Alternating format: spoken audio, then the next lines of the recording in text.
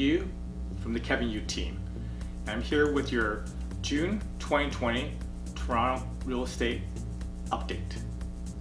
So what has happened last month in terms of the real estate market?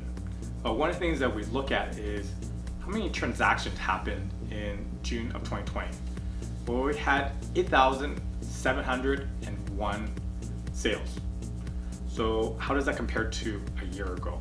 When we're looking from 12 months back, the number of sales that actually happened is about 1.4% higher.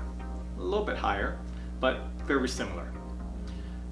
Next thing that we look at is that we take a look at what the average price is to get into the Toronto real estate market in June of 2020. The average sale price back in June was $930,000. How does that compare to a year ago? Well, we are up 11%.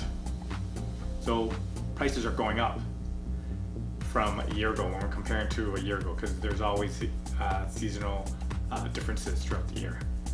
How does it compare in terms of average prices compared to May? From May to June, we're actually up again 9.8%. So prices are going up as I even speak right now, because it's getting a little bit more expensive day by day to get into the Toronto real estate market. This is because buyer demand is up and confidence is up as well. But the other factor that we also look at is, how is supply doing? How is supply doing? Well, the number of active listings in June was 14,000. So what does that mean? Well, when you look at it from a year ago, back in June of 2019, and how it compares to the previous month, is that number of listings is down. We're down about 28%. That sort of explains what's going on with prices, because buyer demand is up, supply is down. And what happens with prices? That goes up as well, and that's what we're seeing right now. The other interesting thing that I'm seeing right now in terms of the real estate market is that a lot of my clients are actually selling their Toronto property and moving to York Region, Durham, Halton, even Hamilton as well, Kitchener as well.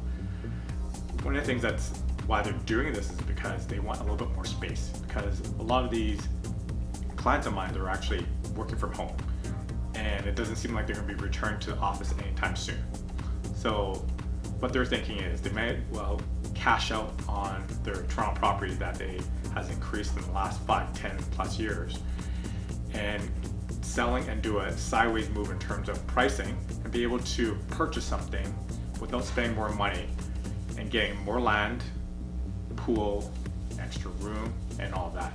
Because since working from home these days, and if you're cramped in a little small 2-bedroom condo, you're yearning for a little bit more space. So what does this mean in terms of the Toronto real estate market? Well, Toronto is still going to be high demand because it's Toronto. But what we're all going to see is that in the other markets, there's going to be an increase in prices. They're not in multiple offers quite yet, but it's going to get there. And I'm going to say that's going to probably happen in the next couple months as well. So our market's going to be strong, and that's going to cause the markets that surround Toronto to be strong as well. Well, that's what I have for you for this month. Thanks again for watching, and I'll catch you next month. Bye for now.